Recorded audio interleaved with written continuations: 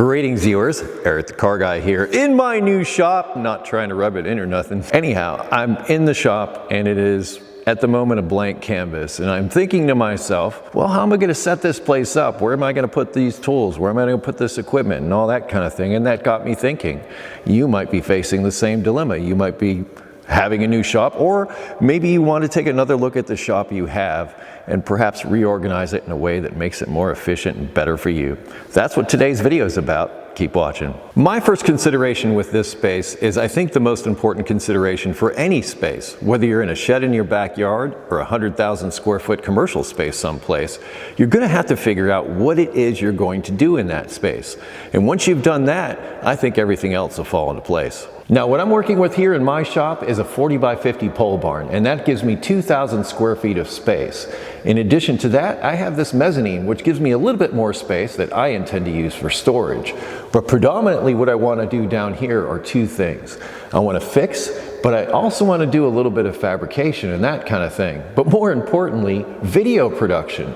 Video production is an important component of my shop space, and that's something I'm considering every step along the way. Now, I did mention video production as an important consideration for me and my workspace. And an important thing in video production is lighting. In fact, it's critical. It's not just critical for video production and photography. It's critical for any work that you're doing. You need to see what you're doing. So whenever you're setting up your workspace, consider the lighting as one of the primary things you need to focus on. In fact, I think it's so important that I'm going to make a separate video just on upgrading the lighting and the workspace here, just so that I can see things better. That's how important I think it is. So make sure you're also considering how you're going to light your workspace, as well as what you're going to do there. Another key consideration is climate. Do you live in a very hot climate? Do you live in a climate that's cold a big part of the year? That's going to dictate how you lay out your space and the kind of things you do in it. For instance, if you have an air compressors make a lot of noise, so you might want to put them outside, but if you live in a hot climate, you might want to put it outside just because you don't want the heat that equipment generates within your shop making more heat in there. And if you're living in a cold climate, consider the insulation of the space that you have. Now, you can go too far with this insulation thing. If you go in there with the spray cheese and fill in all the cracks and everything, know that what you're also doing is you're cutting off the air circulation within that space. So part of your climate consideration should also consider airflow. And that's not just to keep you comfortable. Think about if there was a situation where there was a fire or there was some kind of chemical thing that happened and you needed to get the air inside that space evacuated as quickly as possible. You might also have that as a consideration.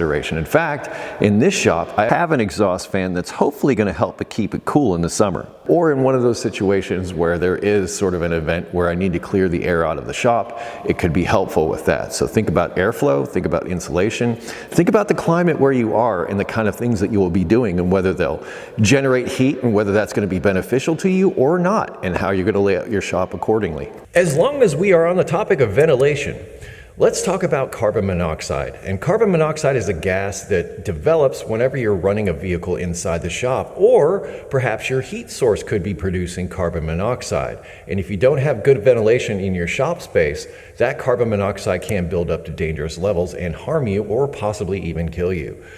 A way that I'm going to combat this, in addition to my exhaust fan, is I'm going to get a carbon monoxide detector, or maybe a couple of them, to put in the shop, just so that I can be alerted when those carbon monoxide levels have reached a dangerous point. And that's something you might consider as well. Something that I am certain is going to come up during the course of you doing any kind of work in any kind of space is the waste that you make while you're working. Yes, that's why I'm sitting here by the garbage can. Nice little clue there for you. But you're going to have to think about that. You're going to have to think about those old rusty parts that you've removed that you want to discard. And some of those things you can't just throw away in the trash.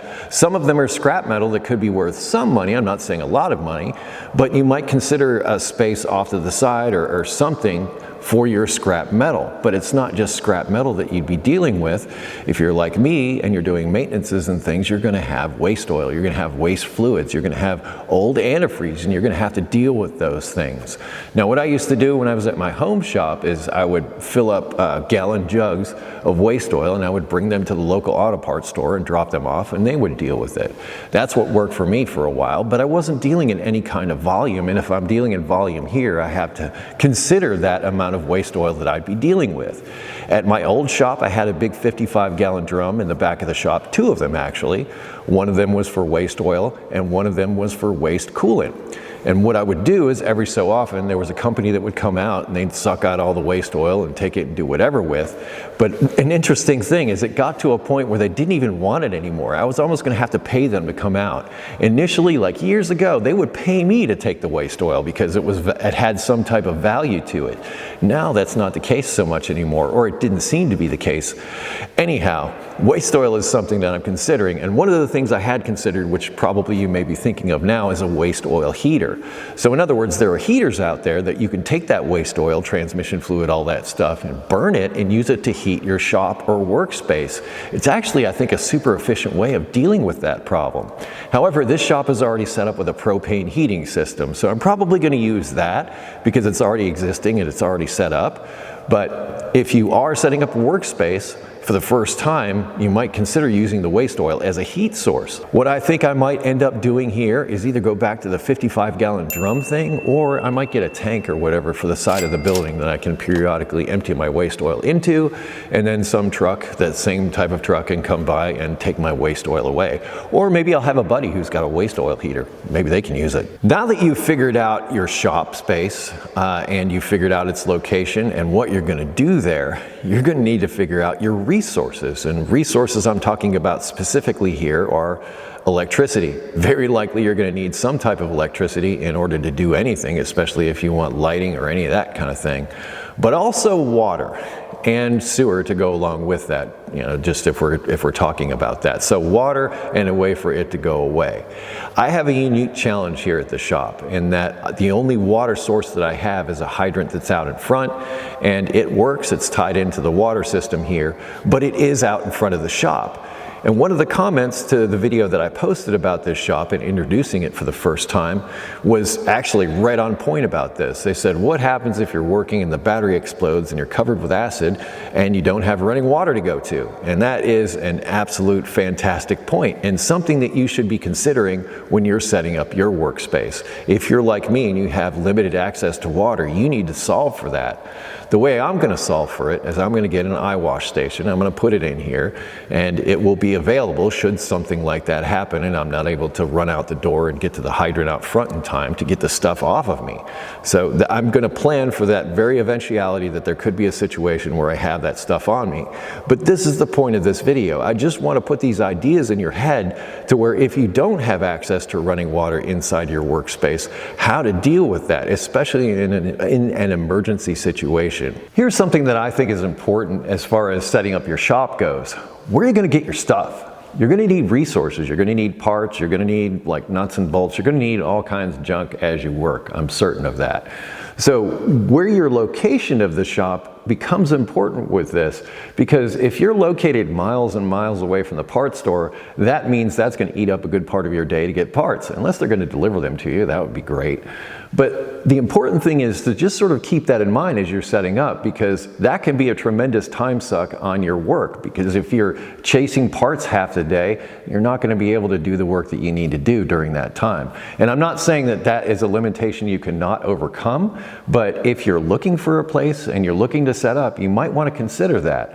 I'm fortunate enough to be like super close to a Tractor Supply and a Harbor Freight, and the auto parts store isn't that far. Actually, a couple of auto parts stores aren't really that far away, so I'm pretty lucky in that regard, but certainly consider that when you're setting up your shop. Okay, let's talk about safety, and I think this should be of paramount concern. Like, this is right up there with one of the main things that we sort of touched on it when I talked about resources and water being something that I'm lacking here in this shop. But your safety is important.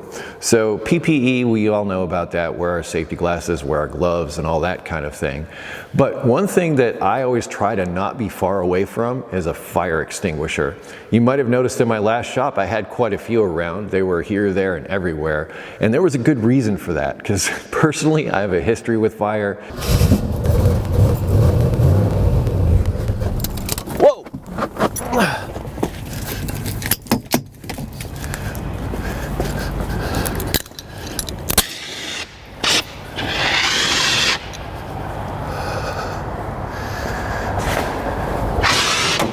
it hasn't always been good. So I'm trying to plan ahead for the future. And if you've seen any of those Fairmont videos, you know exactly what I'm talking about. But because I had a fire extinguisher handy, I saved that stinking car. So there was that. So I have proof of concept that if you are never far away from a fire extinguisher, you're much better off.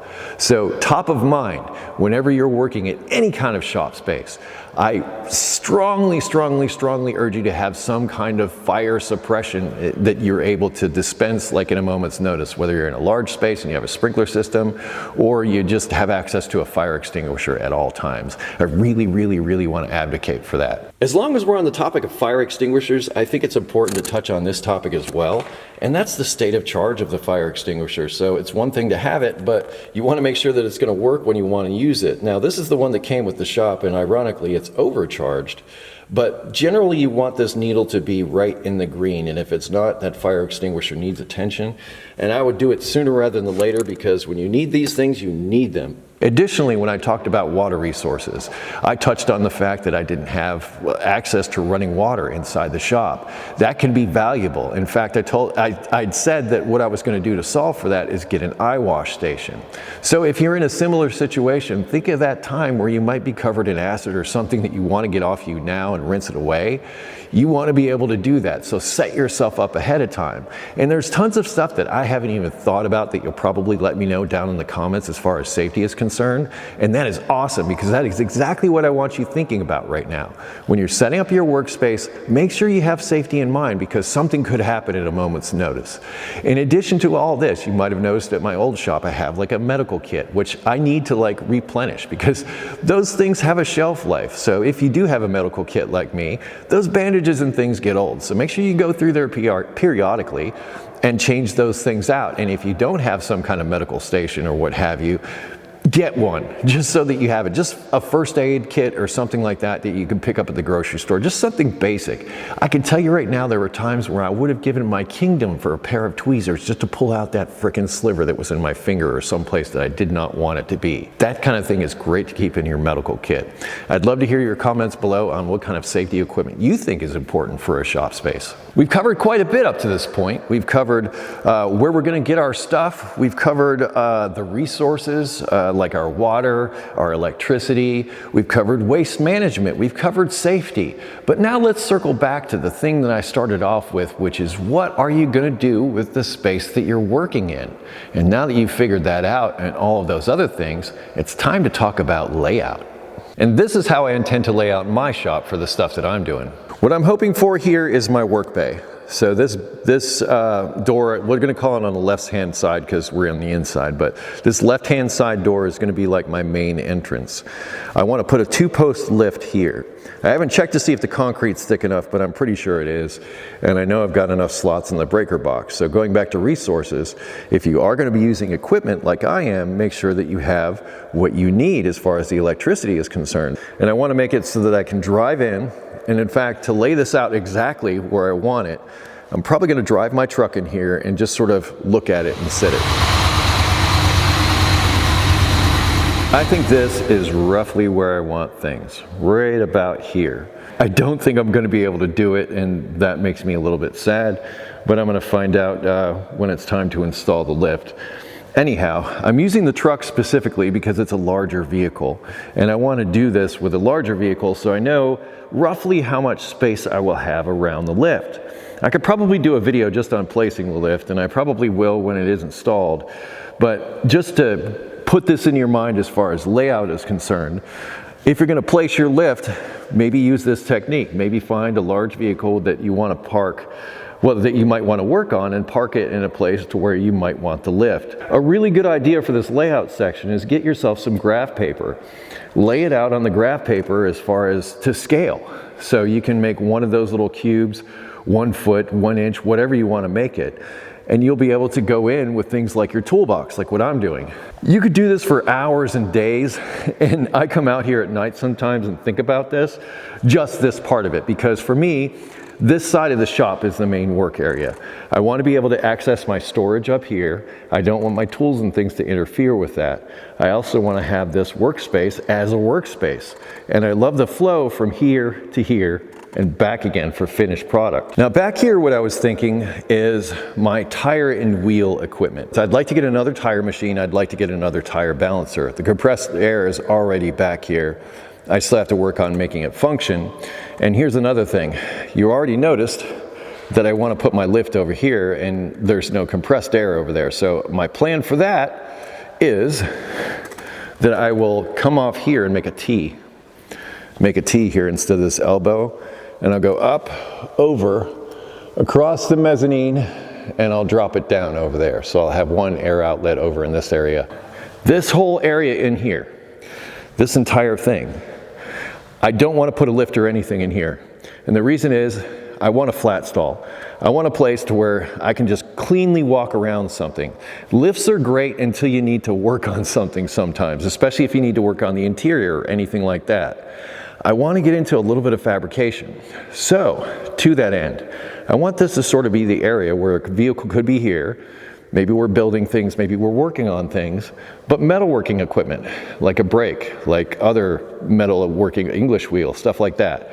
Welders. In fact, I don't know if you saw this, but I made this discovery that I already have, an outlet back here for my welder for 220. Something to be considered with your shop layout. When you lay out where you're going to put things, you want to make sure you have the resources like the electricity. And last we have this area, which I found out, or at least I believe, I can share this with you, that this whole setup used to be medical. Look, sinus irrigation. So I think this came out of a doctor's office. So I'm going to kind of go with the theme, and I'm going to keep all my car washing stuff here because you might remember that the hydrant is right on the other side of this wall. So if I ever wanted to wash a car or anything, I could do it out front here. If I keep all of my rags and soap and all that other kind of stuff in this location, I can do stuff out here. Another thing I was thinking is I would keep my pressure washer in this area, again, so that I can quickly hook up to the hydrant and use that if I need to use it. So this area, sort of cleaning. So metalworking, cleaning, fixing stuff, and fine work. As long as we're on the topic of shop organization, here's a tip that I got from the guy that basically had this shop before me. They ran an extension cord from the garage door opener all the way down to the front door so that you can have power down there without having to run an outlet. I thought this was brilliant. I absolutely love this truck. My wife says I love it like a child, and she's probably not wrong. I did an entire series where I built this truck in my last shop that I will link down in the description if you're new and you haven't seen it, but I think it's worth the watch. But this is my third shop now, and I've taken those things that I've learned in those past two shops, and I want to take that and bring that to this shop so that I can have a nice, efficient workspace. And I was hoping to do the same thing for you in this video, is to give you some ideas and some thoughts on how you could possibly make your workspace better. Like I said, it could be a shed in the backyard or a 100,000 square foot commercial space. It really doesn't matter. But if you think it through, make a plan, I think you'll end up with, well, a better workflow. That's my intention for making this video. But I'm just one guy. I may be Eric the Car Guy, but I'm one guy. There's a lot of you out there that I think also have a lot of great ideas, and if I've learned anything in posting videos for the past 16 years, it's the second I post it, somebody out there in the comments is going to come up with maybe an even more brilliant idea, and I hope that you do. So please feel free to leave in the comments your best ideas about how to set up your workspace or how you overcame a problem in your shop, or the things that you did just to make it a little bit better, and perhaps we can use that information to make all of our shops and our workspaces a little bit better. That's my idea here. Linked in the description will be that series about this truck that I talked about, along with some other things, but most importantly, a link to EricTheCarGuy.com, which is where I ask you go if you have automotive questions. So please check the description for additional info. Not only do I want to thank you for watching today, but those of you that have been watching my videos for a while, I want to thank you for sticking with me. I know it's been a wild ride, some ups and downs, but I really appreciate you. I really, really do. And those of you that are new, I am looking to make some really killer videos in this space for you to watch. That's my intention from here on out. So hit that notification, stay tuned, do all that stuff. I am Eric the Car Guy. Thank you so much for watching today. Be safe, have fun, stay dirty. I will see you next time.